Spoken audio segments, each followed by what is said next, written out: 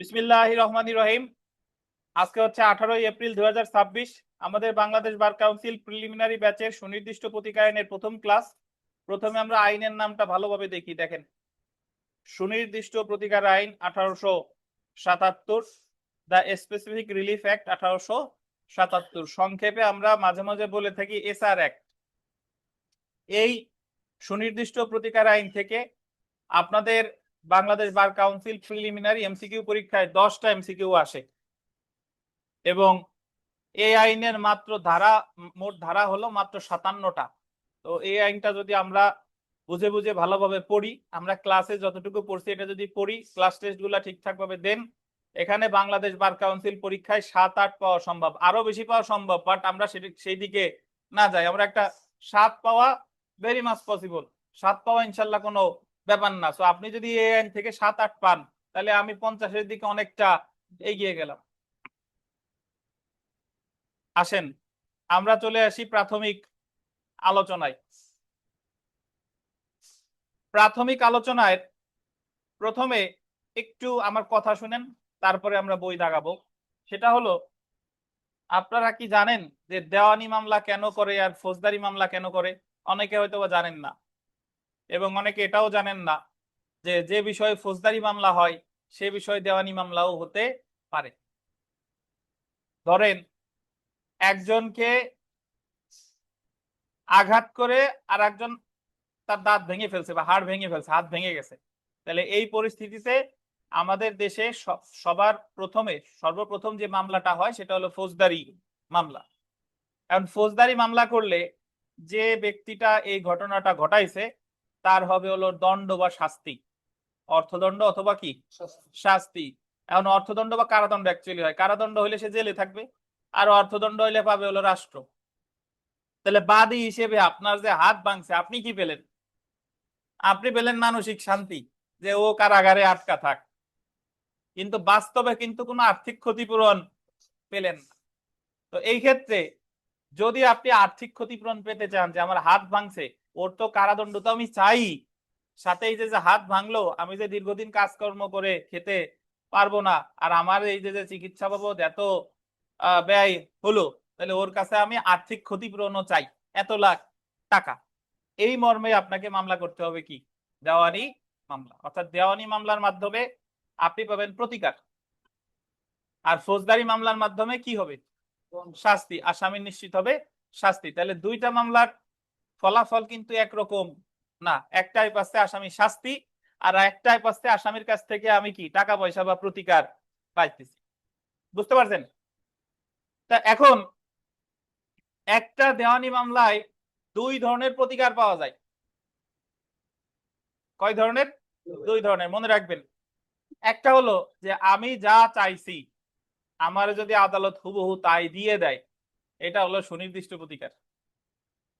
আমার মোটরসাইকেল সলিমুল্লাহ নিয়ে গেছে, আমি দেওয়ানি মামলা করে সলিমুল্লাহর কাছ থেকে মোটরসাইকেলই চাইছি, ওই মোটরসাইকেল উদ্ধার করে দিচ্ছে, যা চাইছি তাই দিছে, কি সুনির্দিষ্ট প্রতিকার।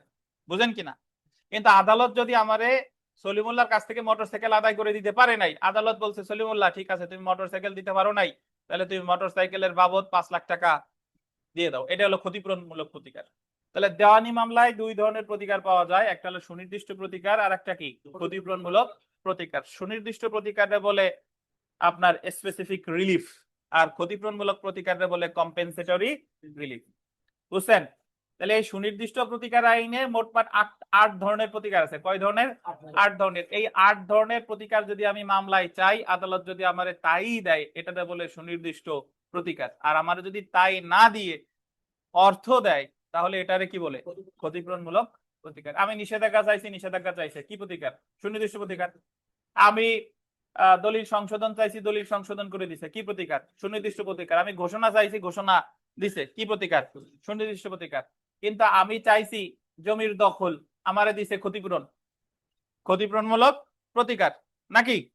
আমি চাইছি চুক্তির বলবৎকরণ, কিন্তু আমারে না দিয়ে দিছে ক্ষতিপূরণ, এটা কি? ক্ষতিপূরণমূলক প্রতিকার। তাহলে একটা দেওয়ানি মামলায় কয় ধরনের প্রতিকার পাওয়া যায়? দুই ধরনের। কি কি?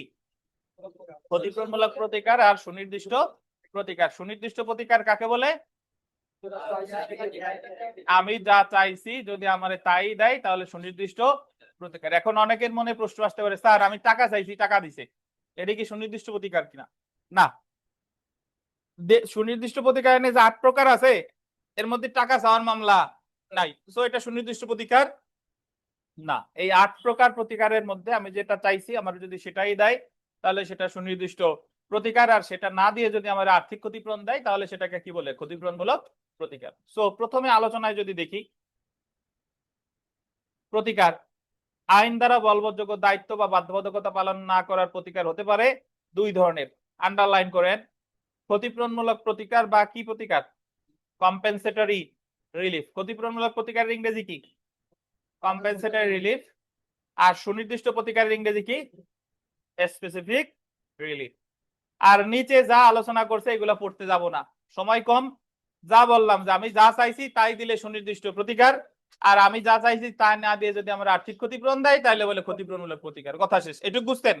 নিচের টুকু আপনারা এমনি পড়লে পড়তে পারেন। তথ্যচিত্র দেখেন, সুনির্দিষ্ট প্রতিকার আইন 1877 গোল দেবেন একটা তত্ত্বগত বা মৌলিক আইন, সাবস্ট্যান্টিভ ল। আন্ডারলাইন করে দেখেন, সেই চিরাচরিত প্রশ্ন যে স্যার সাবস্ট্যান্টিভ ল আর প্রসিডিউরাল ল কি?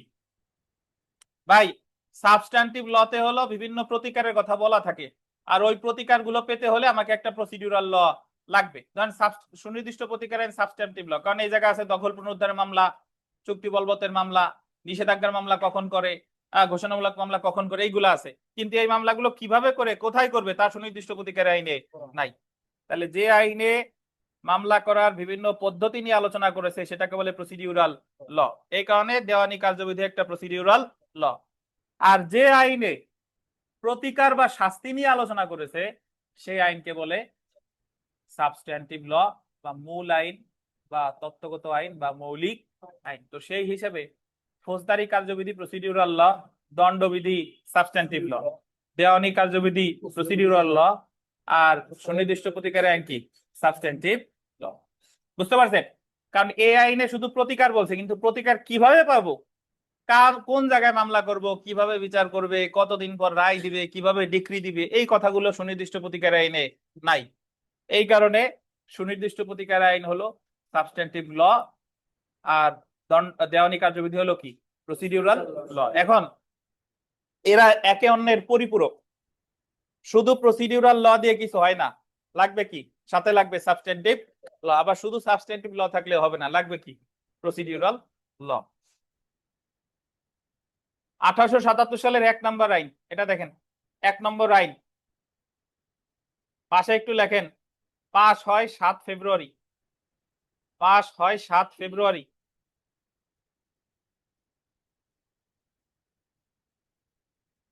কত সালের 7 ফেব্রুয়ারি? 1877 সালের 7 ফেব্রুয়ারি।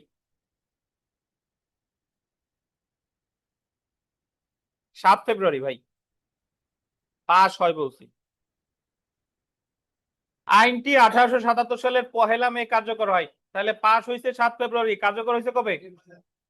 1 মে। মোট ধারা আছে 57টি। মোট ধারা কয়টা বলেন? 57টি। এই আইনে বেঁচে গেছেন, কোন তফসিল মফসিল নাই। নিচে লেখেন মোট ভাগ আছে 3টি।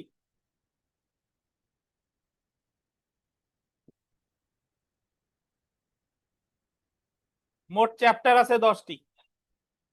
মোট ভাগ আছে 3টি, চ্যাপ্টার বা অধ্যায় আছে 10টি।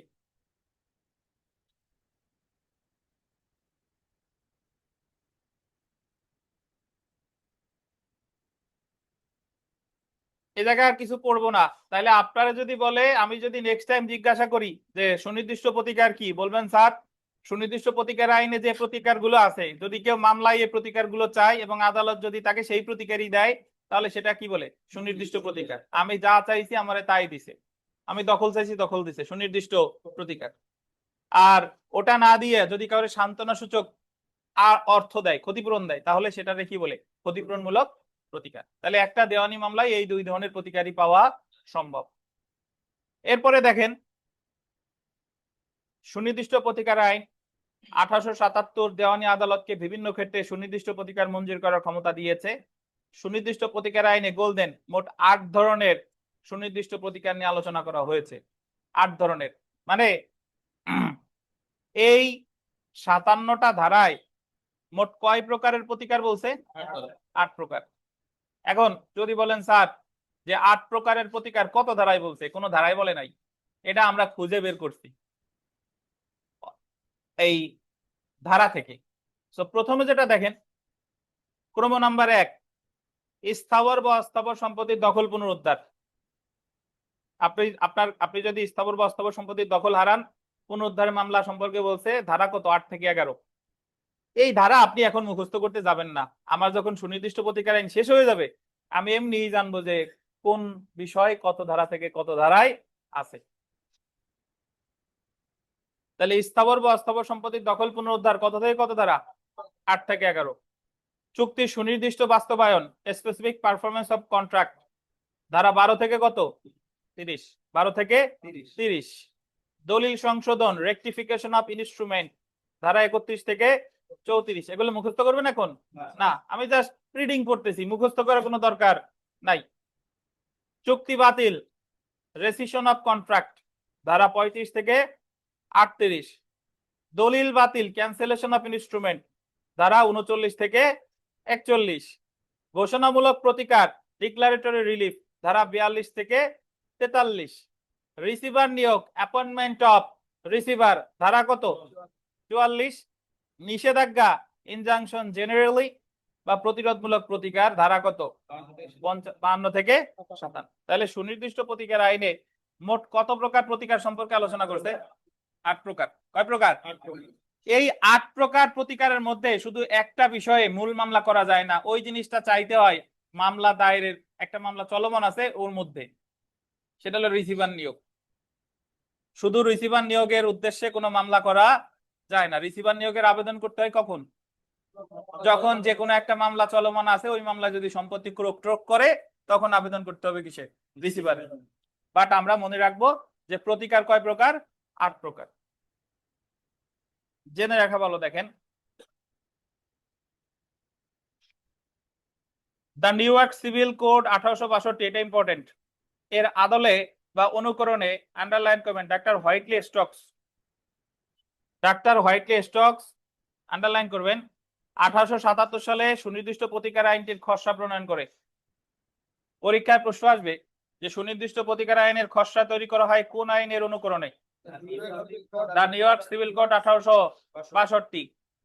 কে কে? Doctor Whiteley stocks. আচ্ছা, তারপরে দেখেন, সুনির্দিষ্ট প্রতিকার আইন সংশোধন আইন 2004, স্পেসিফিক রিলিফ অ্যাক্ট 2004, এটা সর্বশেষ সংশোধিত হয়েছে 2004 সালে, আর বলবৎ হয়েছে 1/7/2005। বেঁচে গেছেন, অনেক আইন সংশোধন হয়েছে, এটা এখনো করে নাই। তাহলে এটার সর্বশেষ সংশোধনী 2004, যেটা কার্যকর হয়েছে কবে? 1/7/2005। তাহলে এই দুইটা তথ্য গুরুত্বপূর্ণ, যে সর্বশেষ সংশোধন হয়েছে কত সালে? 2004 সালে। আমরা চলে আসি বিগত বছরের প্রশ্ন। কোনটি পদ্ধতিগত আইন নয়? সুনির্দিষ্ট প্রতিকার আইন, কারণ দেওয়ানি কার্যবিধি পদ্ধতিগত আইন, সাক্ষ্য আইন, তামাদি আইন পদ্ধতিগত আইন। এ জায়গা লেখেন ধারা 2 বাতিল। ধারা 2 বাতিল। ধারা 3 দিয়ে লেখেন ব্যাখ্যা।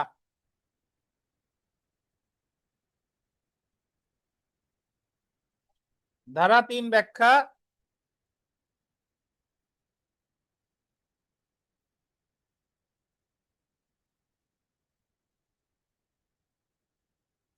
ধারা 4 দিয়ে লেখেন সংরক্ষণ।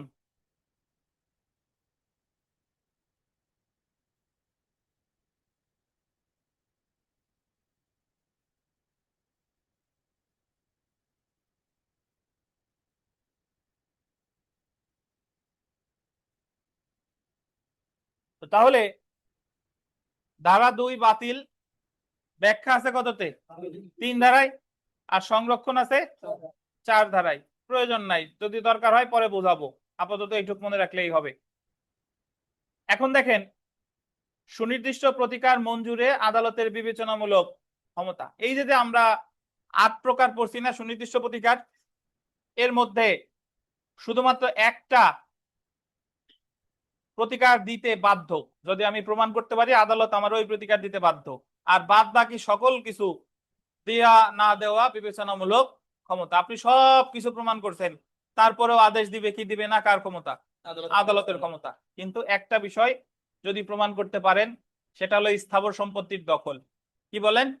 এই স্থাবর সম্পত্তির দখল আপনি যদি দেখাতে পারেন যে দখলে আমি ছিলাম, বা জিনিস কাগজপত্র দেখাইতে পারেন, তাহলে এটা দিতে আদালত বাধ্য। এটা ছাড়া যত প্রতিকার আছে সবগুলো দেওয়া আদালতের জন্য বিবেচনা। এই যে দেখেন, সুনির্দিষ্ট প্রতিকার মঞ্জুরে আদালতের বিবেচনামূলক ক্ষমতা ডিসক্রিশনারি পাওয়ার। স্বেচ্ছাধীন বা বিবেচনামূলক ক্ষমতা ডিসক্রিশনারি পাওয়ার অর্থ স্বেচ্ছাধীন ক্ষমতা বা বিবেচনামূলক ক্ষমতা বলতে আদালতের এমন ক্ষমতাকে বোঝায় যা আদালত তার সন্তুষ্টি অনুযায়ী প্রয়োগ করতে পারে। এই ক্ষেত্রে কোনো প্রতিকার মঞ্জুর করতে আদালত বাধ্য না, আদালত সন্তুষ্ট হলে মঞ্জুর করতে পারে, আবার কি নাও পারে।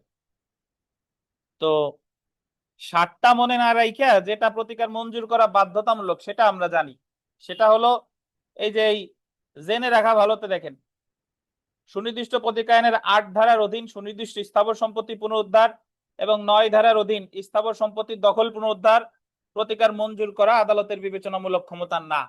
3টে স্টার দেন, মানে 8 এবং 9 ধারা, এই 2টা প্রতিকার মঞ্জুর করতে আদালত বাধ্য বাধ্য।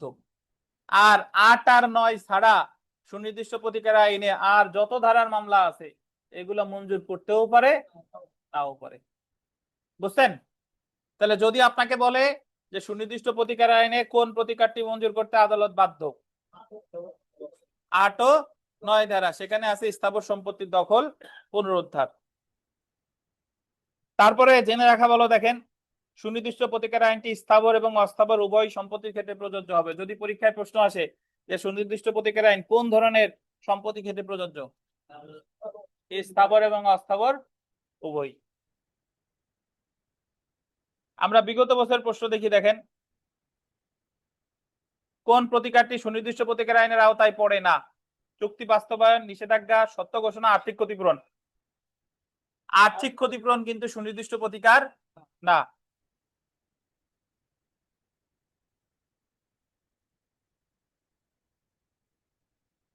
এখানে 3 নম্বর প্রশ্নটা দেখেন, নিম্নের কোন ক্ষেত্রে দেওয়ানি আদালত উহার বিবেচনামূলক ক্ষমতা প্রয়োগ করতে পারে না?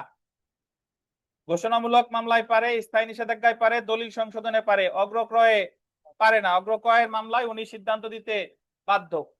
বুঝছেন? আরো আপনার বোঝার সুবিধার্থে যেটা বলি, যে সুনির্দিষ্ট প্রতিকার আইনে অগ্রক্রয় রিলেটেড কোনো মামলা নাই, এই ঘোষণামূলক আছে, দলিল সংশোধন আছে, স্থায়ী নিষেধাজ্ঞা আছে, এই জন্য উত্তর হবে কোনটা? অগ্রক্রয় সংক্রান্ত মোকদ্দমা। বিগত বছরের প্রশ্ন 5 নম্বর প্রশ্নটা দেখেন, সুনির্দিষ্ট প্রতিকার আইন 1877-এর খসড়া প্রণয়ন করে কে? Doctor Whitley Stokes.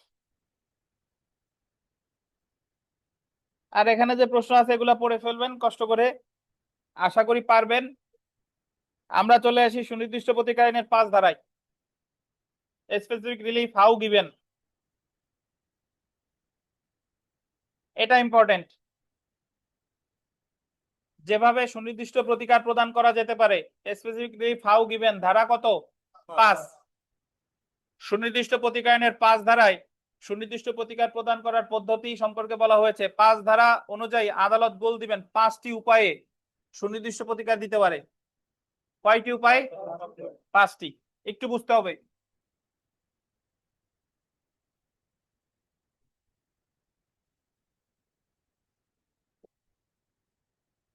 সুনির্দিষ্ট প্রতিকার মোট কয়টা? 8টা। এই 8টা প্রতিকার আপনারা দিবে কয়টা উপায়? 5টি। ডাক্তার আপনারে 8 প্রকার ওষুধ দিছে এবং সময় নির্ধারণ করে দিছে 5 বেলা আপনি এই 8 প্রকার ওষুধ খাবেন। বুঝছেন? এই কারণে অনেকে আমরা বুঝি না যে সুনির্দিষ্ট প্রতিকার আইন মোট 8টা, বাট এটা দেওয়া যাবে কয় উপায়ে? 5টি উপায়। এখন যদি বলেন স্যার সুনির্দিষ্ট প্রতিকার আইন যে 8টা, কত ধারায় বলছে? কোন ধারায় বলে না, আমরা বের করছি, কিন্তু 5টি উপায় আছে কত ধারায়? 5 ধারায়। অনেকে ভাবে যে সুনির্দিষ্ট প্রতিকার মনে হয় 5টা, না, এই জায়গায় বলছে প্রতিকারের উপায়। আচ্ছা দেখেন, প্রথমে দেখেন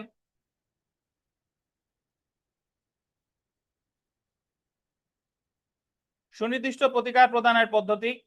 আদালত নিম্নলিখিত আন্ডারলাইন করেন 5টি উপায়ে সুনির্দিষ্ট প্রতিকার মঞ্জুর করতে পারে। কয়টি উপায়ে? 5টি। কোন সম্পত্তির দখল গ্রহণ এবং তা দাবিদারকে অর্পণের মাধ্যমে। এটার অর্থ কি? আপনি দখলের মামলা করছেন যে আমি দখল চাই, তখন আদালত দখল নিয়ে আপনার দখল বোঝাই দিবে। তাহলে কোন সম্পত্তির দখল গ্রহণ এবং তা দাবিদারকে অর্পণের মাধ্যমে, এটা আছে 8 থেকে কত 11 এর অধীন সম্পত্তি দখল উদ্ধারের আদেশ দিয়ে। এই জায়গা প্রতিকার আছে একটা। 8 থেকে 11তে প্রতিকার কয়টা? একটা। তাহলে একটা উপায় একটা প্রতিকার গেল, মানে আমরা তো জানি প্রতিকার মোট কয়টা? 8টা। 8টা প্রতিকার দিবে কয় উপায়? 5টি উপায়। বা আমরা বলছিলাম 8 প্রকার ওষুধ খাবে কয় বেলায়? 5 বেলায়। তাহলে এক বেলা পেলাম, এক বেলায় ওষুধ খাবে কয়টা? একটা। তাহলে বেলা বাকি আছে কয়টা? 4টা। ওষুধ বাকি আছে কয়টা? 7টা। আসে, যা করার ব্যাপারে তার বাধ্যবাধকতা রয়েছে একটি পক্ষকে তেমন কাজ করার আদেশ প্রদানের মাধ্যমে। কিছু ক্ষেত্রে একটা পক্ষ একটা চুক্তি করছে বা একটা পক্ষ একটা কাজ করতে বাধ্য, আদালত তারে বাধ্য করে যে তুমি এই কাজ করবা, তাহলে যা করার ব্যাপারে কোন পক্ষের বাধ্যবাধকতা রয়েছে তাকে সেই কাজ করার আদেশ প্রদানের মাধ্যমে। যেমন আন্ডারলাইন করেন 12 ধারার অধীন চুক্তি সুনির্দিষ্ট বলবৎকরণ বা 55 ধারার অধীন বাধ্যতামূলক নিষেধাজ্ঞার আদেশ দিয়ে। ধারা লিখছে কত? 12 থেকে 30 এবং 55। এই জায়গাও প্রতিকার একটা একটা। তাহলে বেলা গেল 2টা, ওষুধ পাইলাম কয়টা? 2টা। তাহলে বেলা আর বাকি আছে কয়টা? 3টা। ওষুধ বাকি কয়টা? 6টা। যারা বুঝেন না আমি বলি, আমি সুনির্দিষ্ট প্রতিকার 5 উপায়ে দেয় কয় প্রকার? 8 প্রকার। তাহলে আমরা প্রথম উপায়ে প্রতিকার পাইছি একটা, দ্বিতীয় উপায়ে প্রতিকার পাইছি কয়টা? একটা। এবার দেখেন যা না করার ব্যাপারে, আন্ডারলাইন করেন, যা না করার ব্যাপারে তার বাধ্যবাধকতা রয়েছে একটি পক্ষকে তেমন কাজ করা হতে বিরত রাখার মাধ্যমে। কিছু ক্ষেত্রে এরকম যে কোনো পক্ষ কোনো কাজ করা না করার ব্যাপারে তার বাধ্যবাধকতা রয়েছে, আদালত নির্দেশ দিবে যে তুমি এই কাজ করবা না।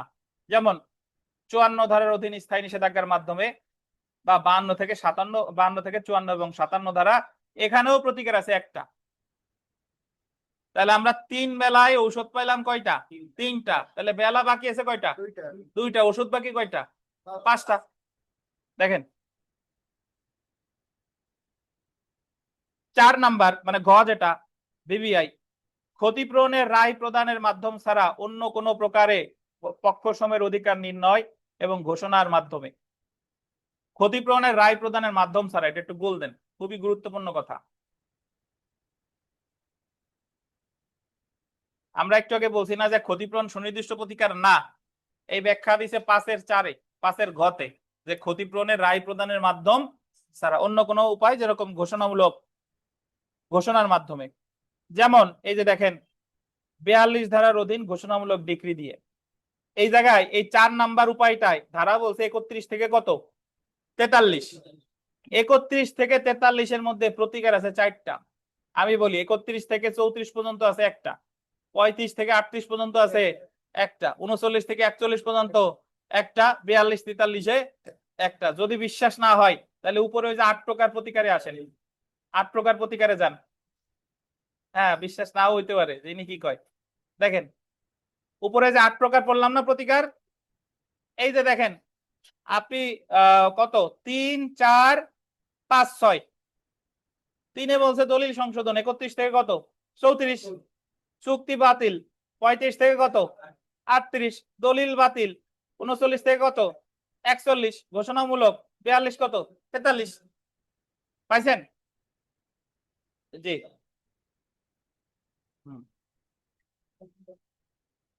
তো তাহলে প্রথম 3টায় প্রতিকার পাইছিলাম 3টা, আর চতুর্থ উপায়ে প্রতিকার পাইলাম কয়টা? 4টা। তাহলে 4 আর 3 7। উপায়ও বাকি একটা, প্রতিকারও বাকি কয়টা? একটা। এই যে দেখেন একজন রিসিভার বা তত্ত্বাবধায়ক নিয়োগের মাধ্যমে, ধারা কত? 44। তাহলে এখানে উপায় কয়টা? একটা। তাহলে আমি কি 8টা প্রতিকার পাইছি? কয়টা উপায়? 5টি উপায়। তো প্রথমটা হলো কোন সম্পত্তির দখল, গ্রহণ আর দাবিদারকে অর্পণের মাধ্যমে। দ্বিতীয়টা হলো যা করার ব্যাপারে কোনো পক্ষের বাধ্যবাধকতা রয়েছে একটি পক্ষকে তেমন কাজ করার আদেশ প্রদানের মাধ্যমে। তৃতীয়টা হলো যা না করার ব্যাপারে তার বাধ্যবাধকতা রয়েছে একটি পক্ষকে তেমন কাজ করা হতে বিরত রাখার মাধ্যমে।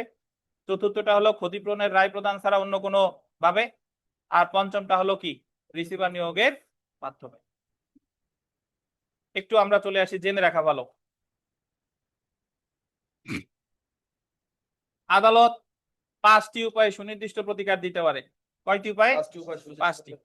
সুনির্দিষ্ট প্রতিকার আইনের 5 ধারায় আন্ডারলাইন করবেন, একটি নিষেধাত্মক বা নিরোধমূলক বা প্রতিরোধমূলক প্রতিকার উল্লেখ করা হয়েছে।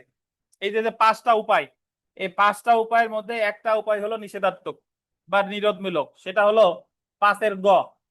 এবং আন্ডারলাইন করবেন 4টি আদেশাত্মক প্রতিকার আছে।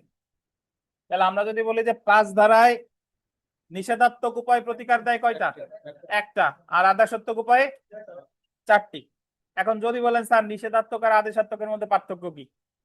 কোনো ঘটনা এখনো ঘটে নাই, এই সময় যে প্রতিকার দেয় সেটা হলো নিষেধাত্মক। আর ঘটনা ঘটে যাওয়ার পরে যে প্রতিকার দেয় এটা হলো আদেশাত্মক। আমার একজন বেদখলের হুমকি দিচ্ছে, এখনো বেদখল করে নাই, তারে বিরত রাখার জন্য যে আদেশ দিবে এটা হলো নিষেধাত্মক, যেটা করবা না, নিষেধ করছে। আর যখন কোনো কাজ করে ফেলাইছে তখন যে আদেশটা দিবে সেটা কি? আদেশাত্মক। তো 5-এর আন্ডারলাইন করেন, 5-এর গ অনুচ্ছেদের প্রতিকারটি নিষেধাত্মক বা নিরোধমূলক বা প্রতিরোধমূলক প্রতিকার বা প্রিভেন্টিভ রিলিফ। 5-এর গতে কি আছে উপরে আরেকবার দেখিয়ে আসেন। 5-এর গতে আছে যা না করার ব্যাপারে তার বাধ্যবাধকতা রয়েছে একটি পক্ষকে তেমন কাজ করা হতে বিরত রাখার মাধ্যমে। বুঝছেন? তো এই যে 5-এর গতে যা বলছে এটারে নিষেধাত্মক বা নিরোধমূলক বা প্রিভেন্টিভ রিলিফ বলে, এই কথাটা বলছে আবার কত ধারায়? 6 ধারায়। 5-এর ক, খ, ঘ এবং উয়া 4টি আদেশাত্মক প্রতিকার উল্লেখ করা হয়েছে। প্রতিরোধমূলক প্রতিকার হলো এক প্রকারের সুনির্দিষ্ট প্রতিকার যা নিষেধাজ্ঞার মাধ্যমে মঞ্জুর করা হয়। তাহলে যদি আপনাকে বলে যে প্রতিরোধমূলক প্রতিকার বা প্রিভেন্টিভ রিলিফ কিভাবে মঞ্জুর করা হয়? নিষেধাজ্ঞার মাধ্যমে। এরপরে দেখেন, এটা ভিভিআই 5-এর ঘ অনুচ্ছেদ অনুযায়ী বলা যায় ক্ষতিপূরণ বা আর্থিক ক্ষতিপূরণ সুনির্দিষ্ট প্রতিকার না। আর্থিক ক্ষতিপূরণ কি সুনির্দিষ্ট প্রতিকার? না। এরপর দেখেন, সুনির্দিষ্ট প্রতিকার আইনের, হয়তোবা আপনাদের নতুন বইতে নেই, বাট এটা ইম্পর্টেন্ট, প্রশ্নের মধ্যে থাকতে পারে। সুনির্দিষ্ট প্রতিকার আইনের 7 ধারায় বলেছে দণ্ডমূলক আইন বলবৎ করার ক্ষেত্রে সুনির্দিষ্ট প্রতিকার আইন প্রযোজ্য হবে না। ভাই, দণ্ডমূলক আইন বলবৎ করবে তো দণ্ডমূলক আইন, ওই যে পেনাল কোড, সিআরপিসি, বুঝছেন? আর সুনির্দিষ্ট প্রতিকার আইন হলো কি প্রতিকার দিবে? দেওয়ানি প্রতিকার। তাহলে যদি পরীক্ষায় এই ধরনের প্রশ্নই আসতে পারে যে দণ্ডমূলক আইন বলবৎ করার ক্ষেত্রে সুনির্দিষ্ট প্রতিকার আইন প্রযোজ্য হবে না, কত ধারায় বলছে? 7 ধারায়। দণ্ডমূলক আইন বলবৎ করার ক্ষেত্রে সুনির্দিষ্ট প্রতিকার আইন প্রযোজ্য হবে না, কত ধারা? 7 ধারা। বিগত বছরের প্রশ্ন দেখেন, দ্য স্পেসিফিক রিলিফ অ্যাক্টের 5 ধারা মোতাবেক কয় প্রকারের সুনির্দিষ্ট প্রতিকার প্রদান করা যায়? আমরা জানি সুনির্দিষ্ট কয় প্রকারের সুনির্দিষ্ট প্রতিকার মোট কয় প্রকার? 8 প্রকার। এখন অপশনে দেখেন 8 নাই, অপশন আছে 3, 4, 5, 6। 3, 4, 5, 6। তাহলে এই জায়গায় আমার জানতে চাইছে কয়টি উপায়? কয়টি উপায়? 5টি। বুঝছেন? আর অপশনে যদি 8 থাকতো তাহলে উত্তর হতো কত? 8। 2 নাম্বারটা দেখেন, সুনির্দিষ্ট প্রতিকার কত উপায় দেওয়া যায়, এটা উপায় বলে দিছে, কত উপায়? 5টি। 3 নাম্বার দেখেন, সুনির্দিষ্ট প্রতিকার দেওয়া যেতে পারে কি নিয়োগের মাধ্যমে? রিসিভার নিয়োগের মাধ্যমে। 4 নাম্বার, সুনির্দিষ্ট প্রতিকার মঞ্জুর করা যায় না দণ্ড সংক্রান্ত আইন বলবৎ করার জন্য, কত ধারায় আছে? 7 ধারা। আর বাদ বাকি যে প্রশ্ন আছে পড়ে ফেলেন। আমরা সুনির্দিষ্ট প্রতিকার আইনের ক্লাস আজকে এ পর্যন্তই। আমরা এখন সরাসরি পরীক্ষায় চলে যাব। ভালো থাকেন। পরীক্ষার সময় হচ্ছে আজকে 50 মিনিট, 100 মার্কের পরীক্ষা 50 মিনিট।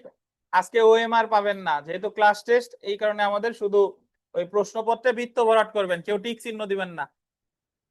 আর আশেপাশে কথা বলবেন না। এতটুকুই। ভালো থাকেন, আল্লাহ হাফেজ।